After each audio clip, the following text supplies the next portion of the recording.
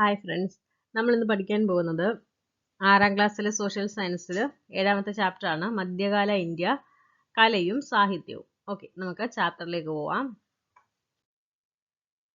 നോക്കിക്കേ, നമുക്കിത് വായിച്ച് നോക്കാം എന്താ പറഞ്ഞേക്കുന്നതെന്ന്. AD 1246 ചന്ദ്രഭാഗ നദിമുഖത്ത് വിശ്വവിഖ്യാതമായ സൂര്യക്ഷേത്രത്തിന് അടിത്തറയിട്ടു. ദൂരെയുള്ള പർവ്വതങ്ങളിൽ നിന്ന് പലതരം കല്ലുകൾ കൊണ്ടുവന്നു. നീലഗിരിയിൽ നിന്നും ദൂരെയുള്ള നാട്ടുരാജ്യങ്ങളിൽ നിന്നും വെളുത്തതും കറുത്തതും നീല നിറത്തിലുള്ളതുമായ ശിലകളും കൊണ്ടുവന്നു. ക്ഷേത്രത്തിന് മുകളിൽ കലശം സ്ഥാപിക്കുന്നതിനു വേണ്ടി 25 അടി പൊക്കവും 56,000 മഞ്ഞ് ഭാരവുമുള്ള ശിലകൾ 100-ലേറെ മൈൽ ദൂരം ജലമാർഗത്തിലൂടെ കൊണ്ടുവന്ന് 200 അടി ഉയരത്തിൽ ക്ഷേത്ര ശിഖരത്തിൽ സ്ഥാപിച്ചു. 1200 ശില്പികൾ സ്വന്തം സുഖ സൗകര്യങ്ങളും ആഗ്രഹങ്ങളുമെല്ലാം ഉപേക്ഷിച്ചുകൊണ്ട് പ്രതിജ്ഞ ചെയ്തു. കൊണാർക്കിലെ കലശം ഉറപ്പിക്കുന്നതുവരെ തിരിച്ച് പോവുകയില്ല. അവർ ഏകാഗ്രതയോടെ 12 വർഷം നിരന്തരം പണിയെടുത്തു. നമ്മൾ വായിച്ച കുറിപ്പ് ഏതാണ്? പ്രശസ്ത ഒഡിയ സാഹിത്യകാരി പ്രതിഭ റായ് ശിലാപത്മം എന്ന നോവലിൽ കൊണാർക്കിലെ സൂര്യക്ഷേത്രത്തിന്റെ നിർമ്മാണത്തെക്കുറിച്ച് നൽകിയ വിവരണമാണ് നമ്മൾ വായിച്ചത്. അപ്പോൾ നമ്മൾ കണ്ട ചിത്രവും എന്താണ്? കൊണാർക്കിലെ സൂര്യക്ഷേത്രത്തിൻ്റെതാണ്. ഓക്കെ, ആ കുറിപ്പിൽ നിന്ന് നമുക്ക് എന്തൊക്കെ വിവരങ്ങളാണ് കിട്ടിയെന്ന് നോക്കാം. ക്ഷേത്രത്തിന്റെ നിർമ്മാണത്തിനാവശ്യമായ പല നിറത്തിലുള്ള ശിലകൾ ഇന്ത്യയുടെ വിവിധ ഭാഗങ്ങളിൽ നിന്ന് കൊണ്ടുവന്നു. അതോടൊപ്പം നമുക്ക് മനസ്സിലാക്കാൻ കഴിഞ്ഞ കാര്യം എന്താണ്? അതിനൊരു കലശം സ്ഥാപിക്കണമെന്ന് പറഞ്ഞല്ലേ. അതിൻ്റെ അളവുകളെ കുറിച്ച് പറയുന്നുണ്ട്. എങ്ങനെയാണ്? 25 അടി പൊക്കവും 56,000 മഞ്ഞ് ഭാരവുമുള്ള ശിലകൾ 100-ലേറെ മൈൽ ദൂരം ജലമാർഗത്തിലൂടെ കൊണ്ടുവന്ന് 200 അടി ഉയരത്തിൽ ക്ഷേത്ര ശിഖരത്തിൽ സ്ഥാപിച്ചു. പിന്നെ പറയുന്നത് എന്താണ്? 1200 ശില്പികളാണ് അല്ലേ. 1200 ശില്പികൾ 12 വർഷത്തോളം പരിശ്രമിച്ചതിൻ്റെ ഫലമായിട്ടാണ് കൊണാർക്കിലെ സൂര്യക്ഷേത്രം വന്നത്. ഓക്കെ, അപ്പോൾ കൊണാർക്കിലെ സൂര്യക്ഷേത്രത്തിനു പുറമെ ധാരാളം നിർമ്മിതികൾ മധ്യകാല ഇന്ത്യയിൽ ഉയർന്നു വന്നു. കൊണാർക്കിലെ സൂര്യക്ഷേത്രത്തിന് പുറമെ ധാരാളം നിർമ്മിതികൾ മധ്യകാല ഇന്ത്യയിൽ ഉയർന്നു വന്നിട്ടുണ്ട്. നമുക്ക് അതിനെക്കുറിച്ചൊക്കെ നോക്കാം. തെക്കേ ഇന്ത്യയിൽ കാഞ്ചീപുരം ആസ്ഥാനമാക്കി ഭരണം നടത്തിയ രാജാക്കന്മാരായിരുന്നു പല്ലവന്മാർ. അവരുടെ പ്രധാന തുറമുഖ നഗരമായിരുന്നു മഹാബലിപുരം. പല്ലവ രാജാവായ നരസിംഹവർമ്മന്റെ കാലത്ത് അവിടെ നിർമ്മിച്ച ക്ഷേത്രങ്ങൾ എങ്ങനെ അറിയപ്പെട്ടത്? പഞ്ചരഥങ്ങളെന്ന് അറിയപ്പെട്ടു. നോക്കിക്കേ, മഹാബലിപുരത്തെ പഞ്ചരഥങ്ങൾ കണ്ടോ? ചിത്രം കാണിച്ചിട്ടുണ്ട്. അവ ഓരോന്നും ഒറ്റക്കല്ലിൽ കൊത്തിയെടുത്തവയാണ്. അവ ഓരോന്നും ഈ കാണുന്നതൊക്കെ എന്താണ്? ഒരൊറ്റ കല്ലിൽ കൊത്തി എടുത്തവയാണ്. ഓക്കെ, ഇന്ത്യയുടെ പല ഭാഗത്തും ഈ രീതിയിൽ ഒറ്റക്കല്ലിൽ ക്ഷേത്രങ്ങൾ നിർമ്മിച്ചിരുന്നു. മഹാരാഷ്ട്രയിലെ എല്ലോറ ഗുഹാക്ഷേത്രങ്ങൾ ഇത്തരത്തിൽപ്പെട്ടവയാണ്. 6-ാം നൂറ്റാണ്ടു മുതൽ 12-ാം നൂറ്റാണ്ട് വരെയുള്ള കാലത്താണ് ഈ ക്ഷേത്രങ്ങൾ നിർമ്മിച്ചത്. ബൗദ്ധർ, ജൈനർ, വൈഷ്ണവർ, ശൈവർ എന്നിവരുടെ ക്ഷേത്രങ്ങൾ നമുക്ക് എല്ലോറയിൽ കാണാവുന്നതാണ്.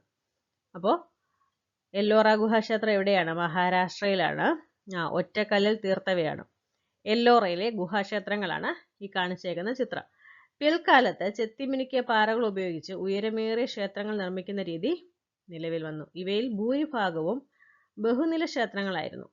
ആസാമിലെ കാമാഖ്യ ക്ഷേത്രവും ചോളരാജാവായ രാജരാജൻ തഞ്ചാവൂരിൽ നിർമ്മിച്ച ബൃഹദീശ്വര ക്ഷേത്രവും ഇതിന് ഉദാഹരണങ്ങളാണ്. ഇവിടെ ആസാമിലെ കാമാഖ്യ ക്ഷേത്രത്തിന്റെ ചിത്രം ഇവിടെ കാണിച്ചിട്ടുണ്ട്. ഓക്കെ,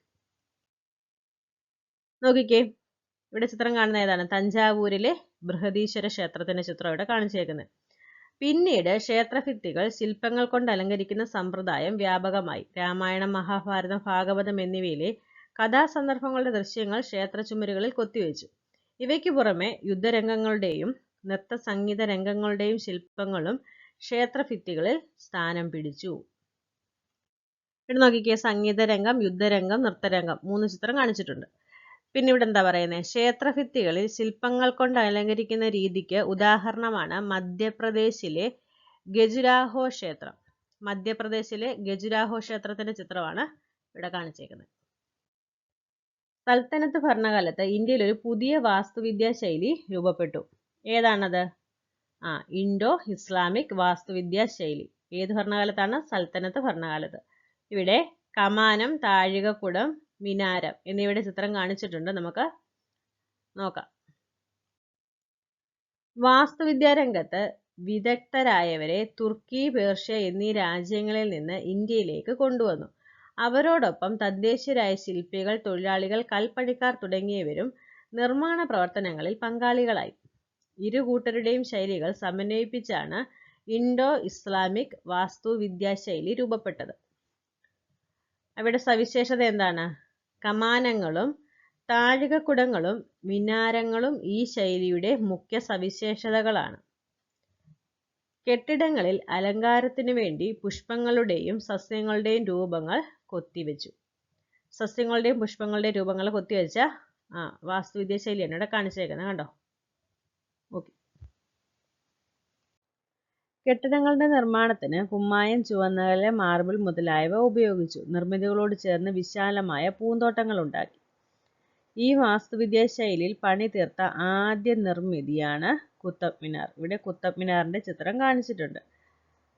സൽത്തനത്ത് സ്ഥാപകനായിരുന്ന കുത്തബുദ്ദീൻ ഐബക്ക് ആണ് കുത്തബ് മിനാറിന്റെ നിർമ്മാണം ആരംഭിച്ചത്.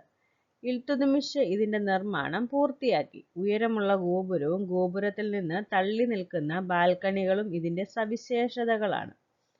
മുഗൾ കാലഘട്ടത്തിൽ ഇൻഡോ ഇസ്ലാമിക് ശൈലി കൂടുതൽ പ്രചാരം നേടി. മുഗൾ രാജാക്കന്മാർ ഈ ശൈലിയിൽ നിരവധി കോട്ടകൾ, ആരാധനാലയങ്ങൾ, ശവകുടീരങ്ങൾ മുതലായവ നിർമ്മിച്ചു. ഡൽഹിയിൽ സ്ഥിതി ചെയ്യുന്ന ഹുമയൂണിന്റെ ശവകുടീരം ഈ ശൈലിയിൽ നിർമ്മിച്ചതാണ്. മനോഹരമായ പൂന്തോട്ടത്തിന്റെ മധ്യഭാഗത്താണ് ഈ ശവകുടീരം സ്ഥിതി ചെയ്യുന്നത്. ചുവന്ന മണൽക്കല്ലും വെണ്ണക്കല്ലും കൊണ്ടാണ് ഇത് നിർമ്മിച്ചിരിക്കുന്നത്. താജ്മഹലിന്റെ നിർമ്മാണത്തിന് മാതൃകയാക്കിയത് ഈ സ്മാരകത്തെയാണ്. ഇവിടെ ഹുമയൂണിന്റെ ശവകുടീരം കാണിച്ചിട്ടുണ്ട്. ഓക്കെ, നമുക്ക് അടുത്ത നോക്കാം. മുഗൾ ചക്രവർത്തിയായ ഷാജഹാൻ പത്നി മുംതാസ് മഹലിന്റെ ഓർമ്മയ്ക്കായി ആഗ്രയിൽ നിർമ്മിച്ച താജ്മഹൽ ഇൻഡോ ഇസ്ലാമിക് ശൈലിയുടെ ഏറ്റവും നല്ല ഉദാഹരണമാണ്. ഇതിന്റെ നിർമ്മാണത്തിന് വെള്ള മാർബിളാണ് ഉപയോഗിച്ചത്. ഓക്കെ, ഇവിടെ താജ്മഹലിന്റെ ചിത്രം കാണിച്ചിട്ടുണ്ട്. നോക്കിക്കേ, ഡൽഹിയിലെ ചെങ്കോട്ടയാണ് ചിത്രത്തിൽ കാണുന്നത്. മുഗൾ ഭരണകാലത്തെ കോട്ടകളിൽ പ്രധാനപ്പെട്ടതാണിത്. പൂർണ്ണമായും ചുവന്ന മണൽക്കല്ലുകൾ കൊണ്ടാണ് ചെങ്കോട്ട നിർമ്മിച്ചിരിക്കുന്നത്. ഇനി എന്താ പറയുന്നത്? ഇൻഡോ ഇസ്ലാമിക് ശൈലിയിലുള്ള മറ്റൊരു നിർമ്മിതി ഏതാണ്? ഡൽഹിയിലെ ജുമാ മസ്ജിദ് ആണ്. എങ്ങനെയാണ് നിർമ്മിച്ചേക്കുന്നത്? മാർബിളും ചുവന്ന കല്ലുകളും ഉപയോഗിച്ചാണ് ഇത് നിർമ്മിച്ചിരിക്കുന്നത്. ഓക്കെ, നോക്കിക്കേ, ഇവിടെ ജുമാ മസ്ജിദിന്റെ ചിത്രം കാണിച്ചിട്ടുണ്ട്. ഓക്കെ, ബാമിനി സുൽത്താൻമാരുടെ കാലത്ത് നിർമ്മിച്ച ഗോൾ ഗുംബസ് അതെവിടെയാണ്? ബിജാപൂരിലാണ്. കുത്തബ് ഷാഹി സുൽത്താൻമാരുടെ കാലത്ത് നിർമ്മിച്ച ചാർമിനാർ അതെവിടെയാണ്? ഹൈദരാബാദിലാണ്. അപ്പോൾ ഇവ രണ്ടും ഇൻഡോ ഇസ്ലാമിക് വാസ്തുവിദ്യാ ശൈലിക്ക് ഉദാഹരണങ്ങളാണ്. നോക്കിക്കേ, ഇവിടെ ചിത്രം കാണിച്ചിട്ടുണ്ട്. പേരും പ്രത്യേകതകളുമാണ് പറഞ്ഞേക്കുന്നത്. ഇത് പാഠപുസ്തകത്തിലുള്ള ഒരു പ്രവർത്തനമാണ്. ഓക്കെ, ചിത്രം എന്തിൻ്റെയാണ് ആദ്യം കാണിച്ചേക്കുന്നത്? ബൃഹദീശ്വര ക്ഷേത്രം. പ്രത്യേകത എന്താന്ന് നോക്കാം. തമിഴ്നാട്ടിലെ തഞ്ചാവൂരിൽ സ്ഥിതി ചെയ്യുന്നു. ചോള രാജാവായ രാജരാജന്റെ കാലത്താണ് ക്ഷേത്രം നിർമ്മിച്ചത്. ഇന്ത്യയിലെ വിസ്തൃതവും ഉയരമേറിയതുമായ ക്ഷേത്രങ്ങളിൽ ഒന്നാണിത്. പാറകൾ ചെത്തിമിനുക്കി അടുക്കുകളാക്കി ബഹുനിലകളിൽ നിർമ്മിച്ചിരിക്കുന്നു. ഇനി അടുത്തത് കുത്തബ് മിനാർ. നിർമ്മാണം ആരംഭിച്ചത് കുത്തബുദ്ദീൻ ഐബക്ക് ആണ്. ഇൽതുത്മിഷ് ആണ് നിർമ്മാണം പൂർത്തിയാക്കിയത്. ഉയരമുള്ള ഗോപുരവും ഗോപുരത്തിൽ നിന്ന് തള്ളി നിൽക്കുന്ന ബാൽക്കണികളുമുണ്ട്. സൽത്തനത്ത് കാലത്തെ ആദ്യ സ്മാരകമാണ് കുത്തബ് മിനാർ. ഡൽഹിയിൽ സ്ഥിതി ചെയ്യുന്നു. അടുത്ത താജ്മഹലാണ്. മുഗൾ ചക്രവർത്തി ഷാജഹാന്റെ പത്നി മുംതാസ് മഹലിന്റെ ഓർമ്മയ്ക്കായി നിർമ്മിച്ചത്. ആഗ്രയിൽ സ്ഥിതി ചെയ്യുന്നു. വെള്ള മാർബിളും രത്നക്കല്ലുകളും ഇതിന്റെ നിർമ്മാണത്തിന് ഉപയോഗിച്ചു. കമാനങ്ങളും മിനാരങ്ങളും താഴികക്കുടങ്ങളും മുഖ്യ പ്രത്യേകതകളാണ്. അടുത്തത് ചെങ്കോട്ട. ചെങ്കോട്ട എവിടെയാണ്? ഡൽഹിയിൽ സ്ഥിതി ചെയ്യുന്നു. ഷാജഹാൻ ചക്രവർത്തിയുടെ കാലത്ത് നിർമ്മിച്ചു. പൂർണ്ണമായും ചുവന്ന മണൽക്കല്ലുകൊണ്ട് നിർമ്മിച്ചു. അടുത്തത് ജുമാ മസ്ജിദ്. ഷാജഹാൻ ചക്രവർത്തിയുടെ കാലത്തെ പ്രധാന നിർമ്മിതികളിൽ ഒന്നാണ് ജുമാ മസ്ജിദ്. ഡൽഹിയിൽ സ്ഥിതി ചെയ്യുന്നു.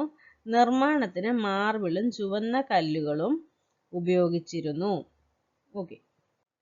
അക്കാലത്ത് ദക്ഷിണേന്ത്യയിൽ വിജയനഗര രാജാക്കന്മാർ നിർമ്മിച്ച പ്രധാന ക്ഷേത്രങ്ങളാണ് വിട്ടല സ്വാമി ക്ഷേത്രവും ഹസാര രാമക്ഷേത്രവും.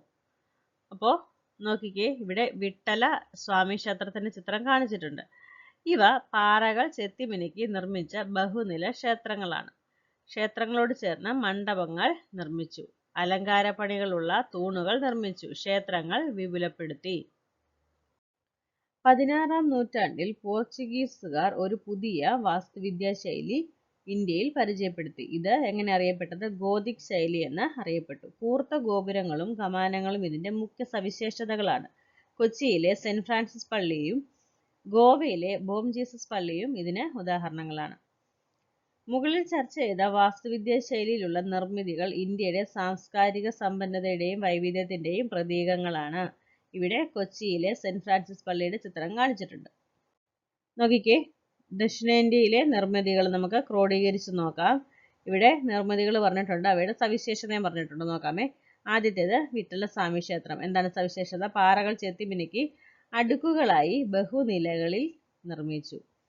ഹസാര രാമക്ഷേത്രം. ക്ഷേത്രങ്ങളോട് ചേർന്ന് മണ്ഡപങ്ങൾ നിർമ്മിച്ചു.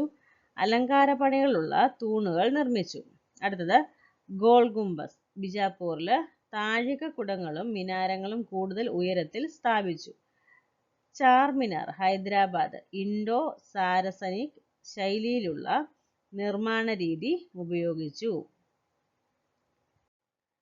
അടുത്തത് സംഗീതവും ചിത്രകലയും. വാസ്തുവിദ്യ കൂടാതെ മധ്യകാല ഇന്ത്യയിൽ സംഗീത രംഗവും അഭിവൃദ്ധി പ്രാപിച്ചു. ദക്ഷിണേന്ത്യയിൽ കർണാടക സംഗീതം കൂടുതൽ വികാസം പ്രാപിച്ചു. കർണാടക സംഗീതത്തിലെ ശ്രദ്ധേയനായിരുന്നു പുരന്ദരദാസൻ. സൽത്തനത്ത് മുഗൾ കാലഘട്ടത്തിൽ പേർഷ്യൻ സംഗീതത്തിന്റെ സ്വാധീന ഫലമായി പുതിയൊരു സംഗീത ശൈലി രൂപപ്പെട്ടു. ഇതാണ് ഹിന്ദുസ്ഥാനി സംഗീതം. അമീർ ഖുസ്രു, താൻസൻ തുടങ്ങിയവർ അക്കാലത്തെ ശ്രദ്ധേയരായ സംഗീതജ്ഞരാണ്. ഖവ്വാലി എന്ന സംഗീത രൂപം രൂപപ്പെട്ടത് ഇക്കാലത്താണ്. ഖവ്വാലിയുടെ വളർച്ചയിൽ അമീർ ഖുസ്രു വലിയ പങ്ക് വഹിച്ചു. നിരവധി സംഗീത ഉപകരണങ്ങൾ ഇക്കാലഘട്ടത്തിൽ രൂപം കൊണ്ടു. തബല, സിതാർ എന്നിവ ഇതിന് ഉദാഹരണങ്ങളാണ്. അതിന്റെ ചിത്രമൊക്കെ ഇവിടെ കാണിച്ചിട്ടുണ്ട്. ഇനിയും ഖവ്വാലി എന്ന് പറഞ്ഞാൽ എന്താ നോക്കാം. സൂഫി വര്യന്മാർ താമസിച്ചിരുന്ന ഗാനകളിൽ രൂപപ്പെട്ട ഒരു സംഗീത രൂപമാണ് ഖവ്വാലി. ഉറുദു ഭാഷയിൽ രചിക്കപ്പെട്ട ഭക്തിഗീതങ്ങൾ വാദ്യമേളങ്ങളുടെ അകമ്പടിയോടെ ചടുലമായ താളക്രമത്തിൽ ആലപിക്കുന്നതാണ് ഇതിന്റെ പ്രത്യേകത. നോക്കിക്കേ, സംഗീതത്തിലേതെന്ന പോലെ ചിത്രകലയിലും മധ്യകാലഘട്ടത്തിൽ ശ്രദ്ധേയമായ മാറ്റങ്ങൾ വന്നു. ചിത്രം നോക്കിക്കേ, മുഗൾ ചിത്രകല ബൈബിളിന്റെ സന്ദർഭമാണ് ആദ്യം കൊടുത്തേക്കുന്നത്. അടുത്തത് എന്താണ്? മുഗൾ ചിത്രകല കൊട്ടാര ദൃശ്യങ്ങൾ. പിന്നെ മുഗൾ ചിത്രകല രാമായണത്തിലെ സന്ദർഭങ്ങൾ. പിന്നെന്താണ്? പ്രകൃതി ദൃശ്യങ്ങൾ കാണിച്ചിട്ടുണ്ട്. രാമായണം, ബൈബിൾ, കൊട്ടാര ജീവിതം, പ്രകൃതി ദൃശ്യങ്ങൾ തുടങ്ങിയവയായിരുന്നു ചിത്രങ്ങളുടെ പ്രമേയങ്ങൾ. അടുത്ത് നോക്കിക്കേ, സാഹിത്യം. മധ്യകാല ഇന്ത്യയിൽ വാസ്തുവിദ്യ, സംഗീതം, ചിത്രകല എന്നീ മേഖലകളിലുണ്ടായ വികാസം പോലെ സാഹിത്യവും പുരോഗതി നേടി. മധ്യകാലത്ത് ഇന്ത്യയിൽ രൂപം കൊണ്ട ഭക്തി പ്രസ്ഥാനവും സൂഫി പ്രസ്ഥാനവും അക്കാലത്തെ സാഹിത്യത്തിന്റെ പുരോഗതിയിൽ നിർണായകമായ പങ്കുവഹിച്ചു. ഇവിടെ ഭക്തി പ്രസ്ഥാനത്തെക്കുറിച്ച് പറയുന്നുണ്ട്. നോക്കാമേ. ദൈവത്തോടുള്ള സ്നേഹവും ഭക്തിയും അടിസ്ഥാനമാക്കി ദക്ഷിണേന്ത്യയിൽ രൂപം കൊണ്ടതാണ് ഭക്തി പ്രസ്ഥാനം. എന്താണ്? ദൈവത്തോടുള്ള സ്നേഹവും ഭക്തിയും അടിസ്ഥാനമാക്കിയാണ് ഭക്തി പ്രസ്ഥാനം. ദക്ഷിണേന്ത്യയിലെ ഭക്തി പ്രസ്ഥാനത്തിന് നായനാർമാർ, ആഴ്വാർമാർ എന്ന രണ്ട് വിഭാഗങ്ങളുണ്ടായിരുന്നു. നായനാർമാർ ശിവഭക്തരും ആഴ്വാർമാർ വിഷ്ണുഭക്തരുമാണ്. 14-ാം നൂറ്റാണ്ടോടെ ഈ ആശയം ഉത്തരേന്ത്യയിലേക്ക് വ്യാപിച്ചു. ഗുരുനാനക്, കബീർദാസ്, തുളസീദാസ്, സൂർദാസ്, തുക്കാറാം, മീരാഭായ്, ചൈതന്യ തുടങ്ങിയവരായിരുന്നു ഉത്തരേന്ത്യയിലെ ഭക്തി പ്രസ്ഥാനത്തിന്റെ പ്രധാന പ്രചാരകർ. ഭക്തി പ്രസ്ഥാനത്തിന്റെ വരവ് വിവിധ പ്രാദേശിക ഭാഷകൾക്ക് ഉണർവേകി. ഭക്തി പ്രസ്ഥാനത്തിലെ കവികളെല്ലാം സാധാരണക്കാരന്റെ ഭാഷയിലാണ് കവിതകൾ രചിച്ചത്. ഇത് പ്രാദേശിക ഭാഷകളുടെ വളർച്ചയ്ക്ക് സഹായകമായി. ഇത്തരത്തിൽ വികാസം പ്രാപിച്ച ഭാഷകളാണ് മലയാളം, തെലുങ്ക്, കന്നഡ, മറാത്തി, ഹിന്ദി, ബംഗാളി, ഗുജറാത്തി. ഇനി സൂഫി പ്രസ്ഥാനം എന്താന്ന് നോക്കിക്കേ. ആഡംബര ജീവിതത്തെ എതിർക്കുകയും ആത്മീയ ജീവിതത്തിന് പ്രാധാന്യം നൽകുകയും ചെയ്തവരായിരുന്നു സൂഫികൾ. എന്താണ്? ആഡംബര ജീവിതത്തെ എതിർത്തിട്ട് ആത്മീയ ജീവിതത്തിന് പ്രാധാന്യം നൽകി. സൂഫ് എന്ന അറബ് വാക്കിൽ നിന്നാണ് സൂഫിസം എന്ന പദം ഉണ്ടായത്. ഖ്വാജ മൊയിനുദ്ദീൻ ചിസ്തി, നിസാമുദ്ദീൻ ഔലിയ തുടങ്ങിയവർ സൂഫി പ്രസ്ഥാനത്തിന്റെ പ്രചാരകരായിരുന്നു. നോക്കിക്കേ, ആ സമയത്ത് ചില പ്രധാന പ്രാദേശിക ഭാഷകളിലുണ്ടായ സാഹിത്യകൃതികളുടെയും അവയുടെ രചയിതാക്കളുടെയും പേരുകളാണ് ഇവിടെ കാണിച്ചിരിക്കുന്നത്. പ്രാദേശിക ഭാഷകളും കൃതികളും. ഇവിടെ മലയാളം അധ്യാത്മരാമായണം, എഴുത്തച്ഛൻ. ഹിന്ദി രാമചരിതമാനസം, തുളസീദാസ്. കന്നഡ വിക്രമാർജുന വിജയം, പമ്പ. മറാത്തി ഭാഗവതം, ഏക്നാഥ്. ഗുജറാത്തി ഭാഗവതം, പ്രേമാനന്ദ. തമിഴ് ഈരാമാവതാരം, കമ്പരാമായണം, കമ്പർ. തെലുങ്ക് മഹാഭാരതം, നന്നയ്യ. ഒഡിയ മഹാഭാരതം, സരളദാസ. ബംഗാളി രാമായണം, കൃതിവാസ. ഓക്കെ, ഇവിടെ ഭാഷയും തന്നിട്ടുണ്ട്, കൃതിയും തന്നിട്ടുണ്ട്, ആരാണ് എഴുതിയേക്കുന്നതെന്നും പറഞ്ഞിട്ടുണ്ട്. സൂഫി പ്രസ്ഥാനം ഉറുദു ഭാഷയുടെ വളർച്ചയിൽ പ്രധാന പങ്ക് വഹിച്ചു. അറബി, പേർഷ്യൻ എന്നീ ഭാഷകളും ഇന്ത്യൻ പ്രാകൃത ഭാഷകളായ ഖഡീബോലി, ബ്രിജ് മുതലായവയും കൂടിച്ചേർന്നുണ്ടായതാണ് ഉറുദു ഭാഷ. മധ്യകാലഘട്ടത്തിൽ നിരവധി കൃതികൾ പേർഷ്യൻ ഭാഷകളിലേക്ക് തർജ്ജിമ ചെയ്തു. മുഗൾ ചക്രവർത്തി അക്ബറുടെ കാലത്ത് തർജ്ജിമയ്ക്ക് വേണ്ടി ഒരു വകുപ്പ് തന്നെ പ്രവർത്തിച്ചിരുന്നു. അക്കാലത്ത് രാമായണവും മഹാഭാരതവും ഉൾപ്പെടെ അനേകം സംസ്കൃത കൃതികൾ പേർഷ്യൻ ഭാഷകളിലേക്ക് തർജ്ജിമ ചെയ്തു. ഉപനിഷത്തുകളും അർത്ഥവേദവും പേർഷ്യൻ ഭാഷകളിലേക്ക് തർജ്ജിമ ചെയ്തത് ഷാജഹാൻ ചക്രവർത്തിയുടെ മകൻ ദാരാഷുക്കോ ആണ്.